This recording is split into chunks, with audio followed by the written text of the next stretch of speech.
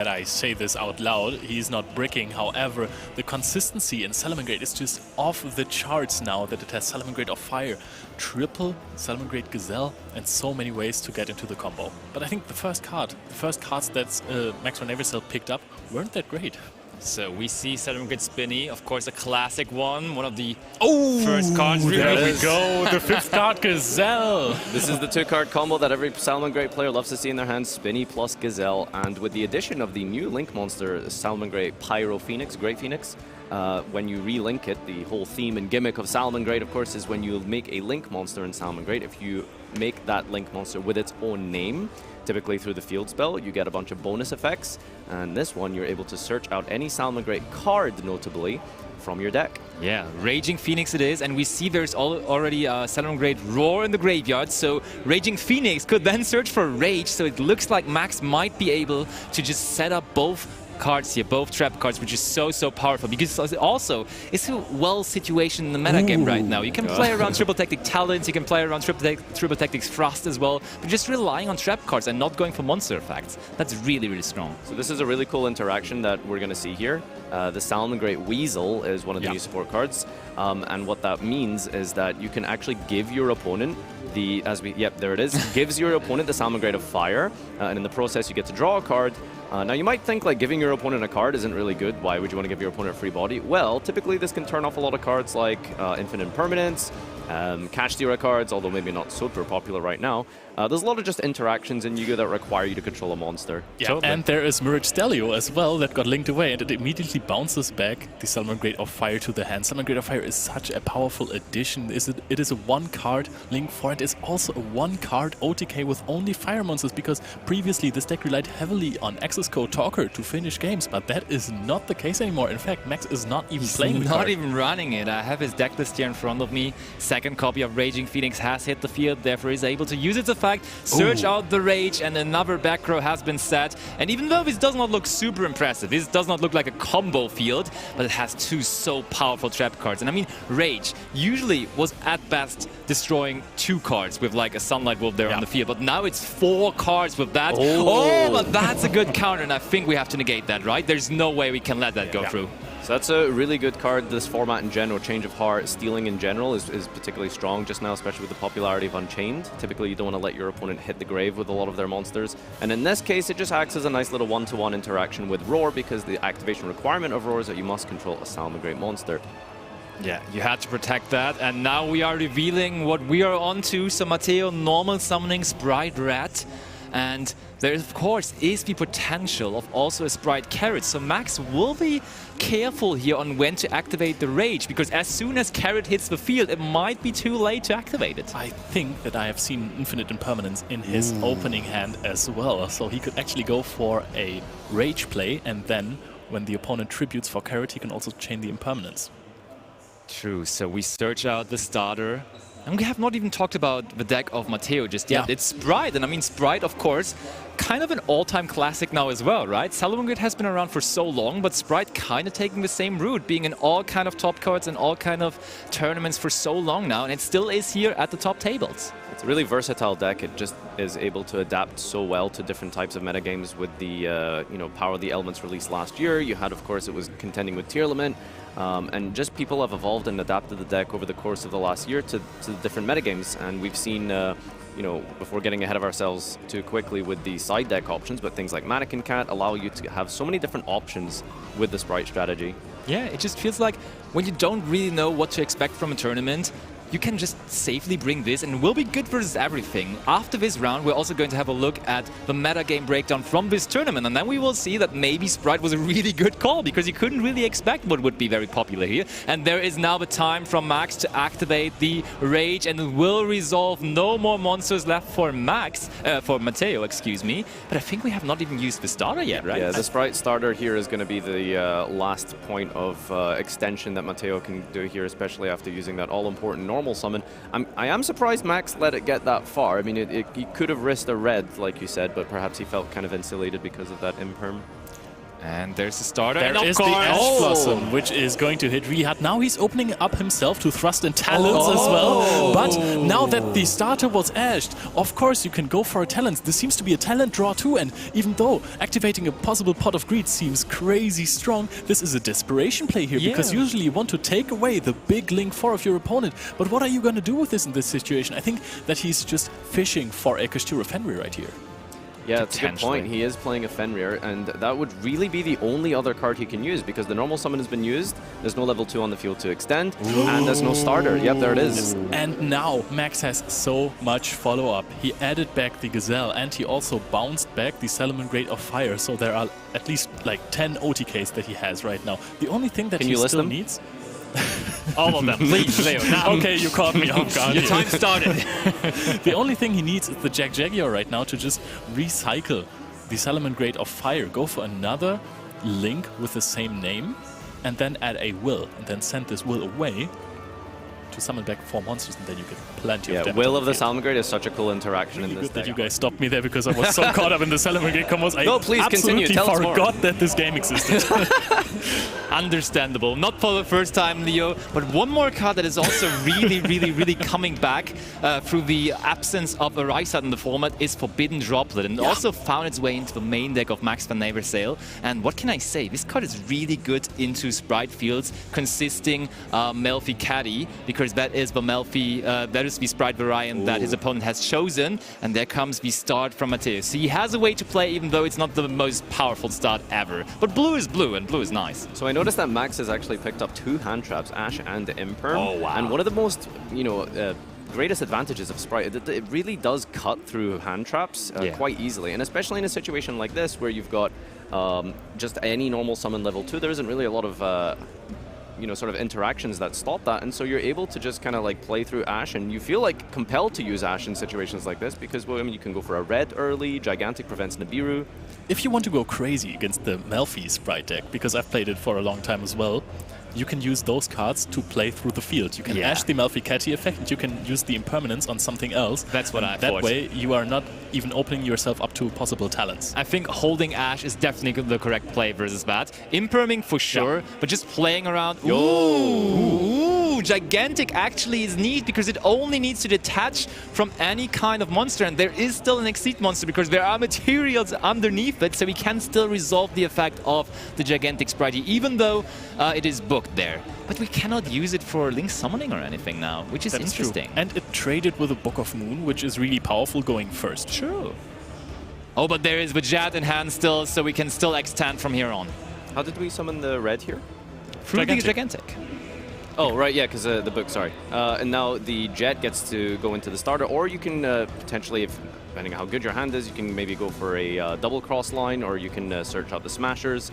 Really good, important interruptions, I guess. Salamangreat specifically, because you remove them from play rather than hitting the graveyard. Totally. And interestingly enough, Mateo is main decking both Double Cross and Smashers. Smashers usually is in the main deck, but also running Double Cross in the main deck is kind of interesting, because usually that's a card you would see in the side deck as a going first option. And now we see it in his hand, because he just adds it with the Jet.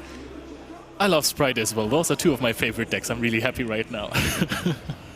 Yeah, and still more extending to be able to be done here, because we do have the Sprint access next. So, yeah, a lot to still play. Oh, okay, right. Spright all engine here. And those are the best. When your opponent has hand traps, as you were saying, you just want engine, because it can play through those so easily. Oh, but we're linking away the rat here. Oh, this is a really strong Ash Blossom on the Nimble Angler in the graveyard. We are even going to Ash the Sprint. That is Foolish Burial Punish. Yeah, I quite like the Ash Blossom being used on the Nimble monster rather than the Sprint itself. That way you just kind of get it out of the deck, and you know that they don't have a way to extend. But I mean, yeah, Foolish Burial is something you can potentially But now we could play around Talons so far, but now it happens. But this is some powerful cards over there.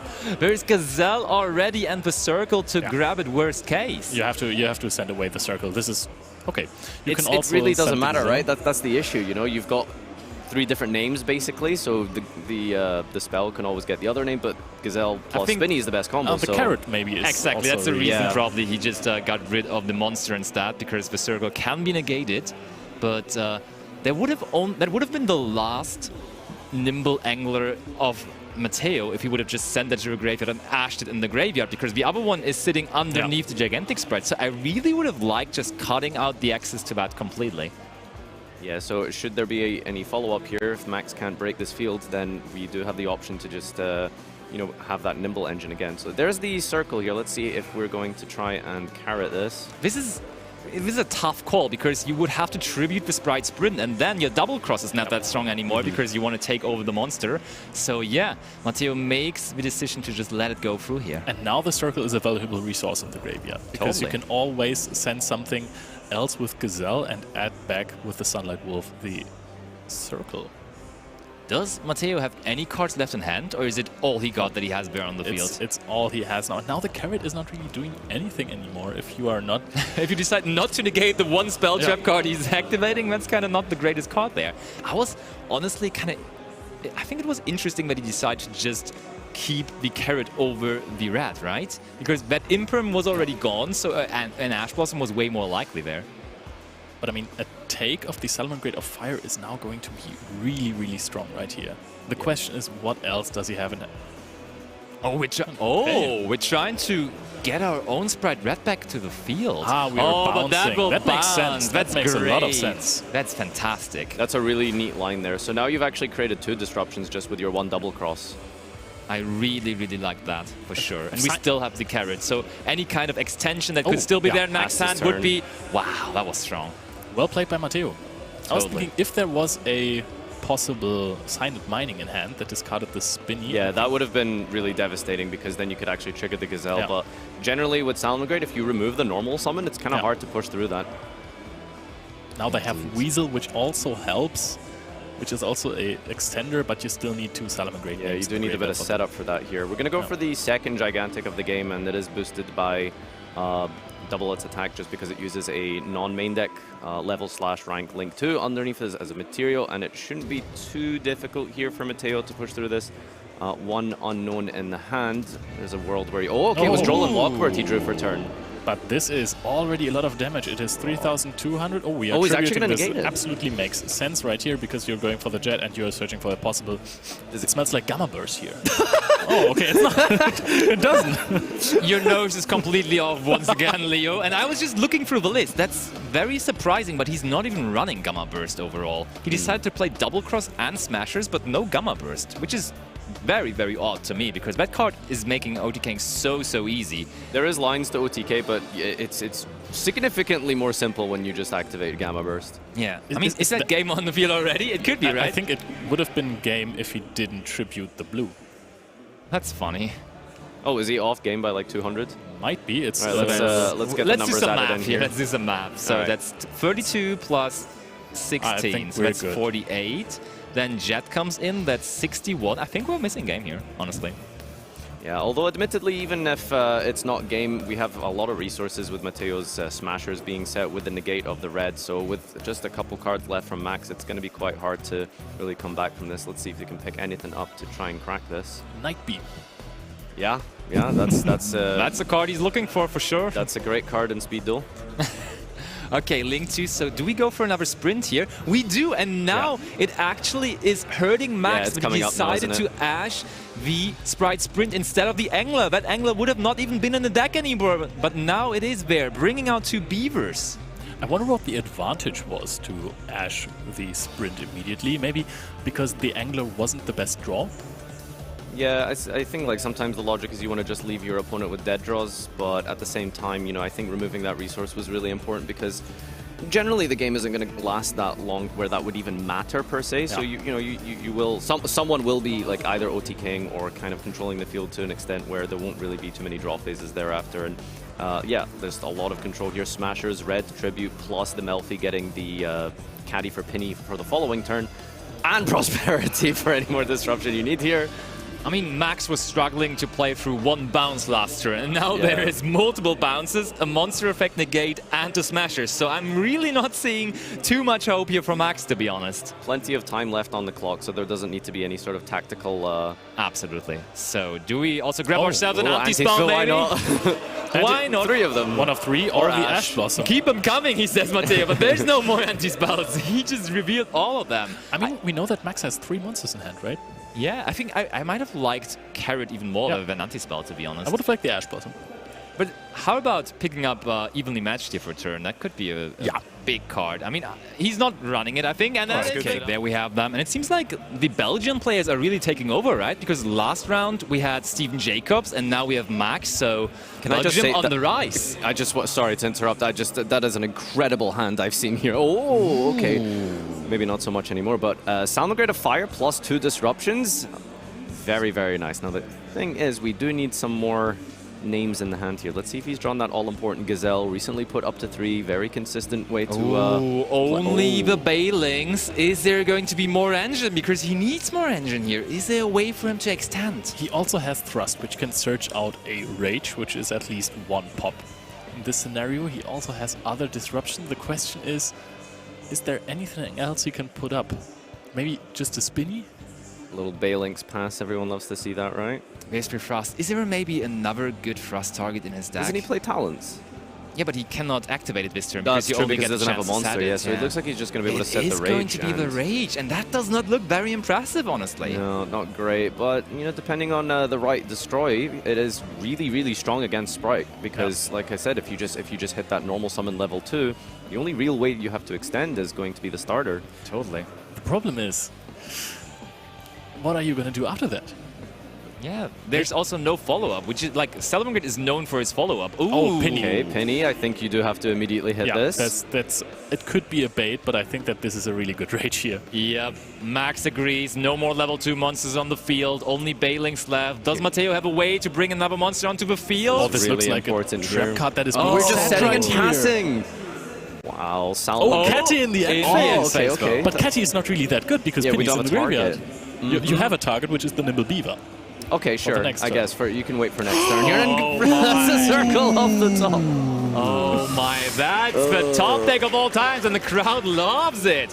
That is going to be any Salamangreat monster you like, so definitely the best card to draw in that situation. And that is going to be Salamangreat Fire. We're doing the same thing once again. And we have an Ash. Okay, okay, Imperm.